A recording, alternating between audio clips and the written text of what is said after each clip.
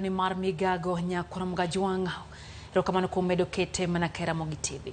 Jatend piny Amerka Joe Biden noyuore ng'anyo jotije kembe maloso nyamburko boma Michigan ka orwako gudu mar riwruok jotije mag jolos nyamburko. Biden nokikore kod jotend riwruok jotijego kaka yor nyiso ni en tiere kanyakla kodgi.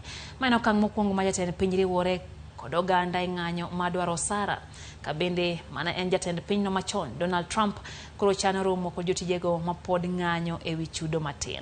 Biden nowacho ni jotijego onego medo sara nikech kembe magiyuto kata magitiyo oseyudo omenda mabup higa achiel mosekalo ka jotend kembego bende osemedore osara nyaka mara tamalo 39.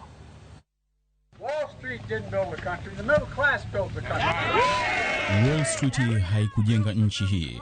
Watu wa tabaka la kati ndio walijenga nchi, vyama vya wafanyakazi vilijenga nchi hii. Hilo ni jambo dhahiri linalojulikana. Kwa hivyo tuendelee na juhudi zetu, ndio tunastahili mapato ya juu kutokana na kazi mnayofanya. Na mmefanya mengi zaidi kuliko vile mnavyolipwa. Asanteni sana. The reasons are threefold. First, there are fewer moving parts in electric vehicles, and hence fewer workers will be required to assemble them. An internal combustion engine has about 1,000 parts, whereas an electric motor only has about 50 parts. Ford's CEO has mentioned that 40% fewer workers are required to assemble an electric vehicle. Second, much investment into electric vehicles manufacturing took place in right-to-work states, which means that employees do not have to pay union fee. Kembe maondiko ganda